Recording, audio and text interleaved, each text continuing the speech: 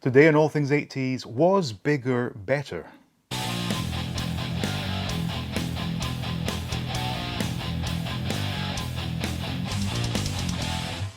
Welcome back to All Things 80s. Now, there's no question that the 3 3/4 inch Star Wars figure reigned supreme in the range that Kenner gave us. In the late 70s, they did start doing the 12-inch scale of figures. I have a couple of them here.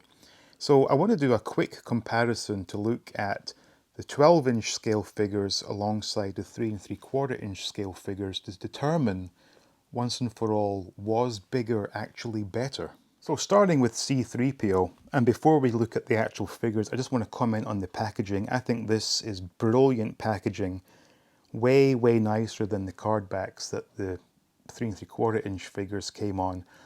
Also very reminiscent of other toys I had at this time period. I'm thinking of $6 Million Man and Maskatron coming in similar packages, where you get the nice window where you can see the figure itself, but a beautifully done package. And I especially like on the back how they've mixed up the images from the stills from the movie alongside images of the toys, which is a nice touch.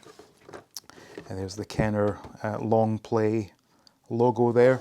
Now this one was very kindly given to me by Jeff, and the box is not in the best of condition, but I believe the figure has never actually been removed before because it still has those wire pieces securing it in place, which works for me because, as you know, I'm all about opening and experiencing the toys as they should be experienced. This is brilliant. This is the Kenner We Really Do Care leaflet. So if something doesn't seem right with your purchase, just write to them and they will replace it. It's, if only companies these days were so caring, but anyway, times have moved on. So anyway, as you can see here, the figure looks stunning. So it's held in place with 3 of these wires. Okay, so I was just doing a couple of quick tests off camera there, and this figure has never actually been played with. The joints have not been cracked yet, and I'm not wanting to do that simply because this is like a piece of beautiful history, and it would be a shame just to start moving the arms. But rest assured, these do move. The head, yep, okay, that one didn't need to be cracked. So yep, 5-point of articulation, exactly the same as its 3 3/4 inch counterpart. Now these figures basically look identical. Obviously we have a bit more detailing on the stomach area there, but aside from that, they are more or less identical, just in different scales.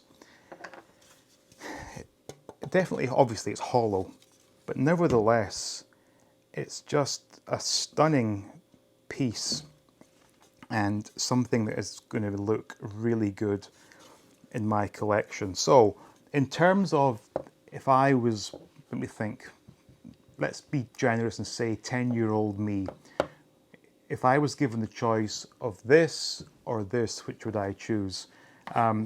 Absolutely I would have chosen this, simply because I believe in this instance bigger is indeed better. I am very, very pleased with this, and everything about it is just classic Kenner. Beautiful looking figure. Again, not to take away from the smaller sized one, equally as beautiful.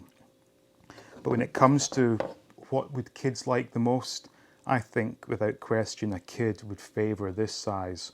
Now, the 12-inch scale line of figures was somewhat hit or miss in my opinion.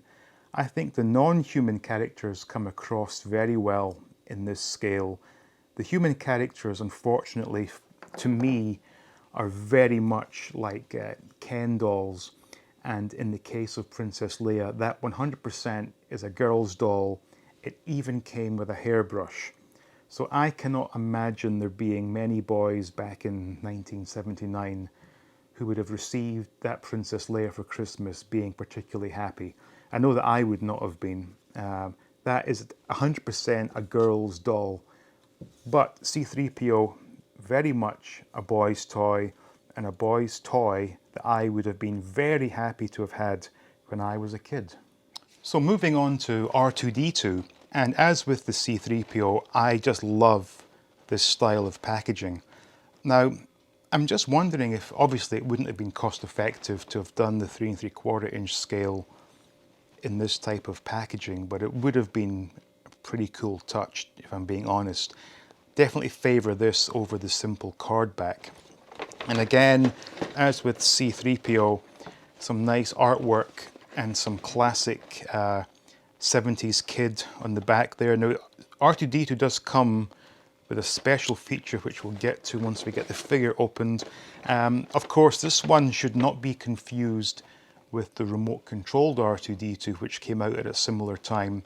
I did review one of these a couple of years back, and it has to be said that R2-D2 had probably the most annoying sound I've ever heard from a toy. But anyway, let's get them out and we will do the comparison against the small scale figure. So we do have the instructions, if you can call them that, for R2-D2, where the head clicks, he has wheels so he can roll, and he has the special feature where he has some hidden Death Star plans. But anyway, this is stunning, and there we go. I always did like the fact that Kenner did give us these clicky sounds with some of their figures. Now, again, as with the C-3PO, I think this is absolutely beautiful, and is the pair of them side by side are going to look really good in my collection. Now, the same question has to get asked. If I was 10 years old and was told I could have this or I could have this, 100% I would choose this. And there's the, actually rolls rather well. You can see that, quite smooth. That's actually very impressive. And they're just simple wheels, nothing fancy about them. But it just looks like it came straight off the movie set. So, without question, non-human figures work very well in this 12-inch scale. Now, I mentioned there was a secret feature with R2-D2. So we press the button on his front here, which releases this door, and some nice sort of decals emulating the circuitry. But we have the secret Death Star plans, which actually this one here does say, I don't know if you can see that, Death Star plans, which is quite funny. Cannot decipher these at all. They're just basically some generic sort of circuit type things that have been put on these stickers. But nevertheless, nice touch. And for a young kid, I'm sure they would have been thrilled with this sort of unique play feature. And what am I doing wrong here? Oh, there we go. There we go. So yes, not to say there's anything wrong with the smaller scale, but I think it's safe to say that most kids would agree that bigger is always better. And in this instance, I am extremely happy to have these in my collection. So these are going to take pride of place on my Star Wars shelf. So there you go. In my opinion, the non-human figures were actually better when done in the 12-inch scale, and the human figures to me were very much like girls' dolls and not something I would have been too thrilled about getting as a kid. Not saying I would have hated them, but just not as cool as the 3 3/4 inch scale. So anyway, hope you enjoyed that. Thank you for watching, with special thanks going out to the patrons. Please like, please subscribe, and stay tuned for more videos from All Things 80s.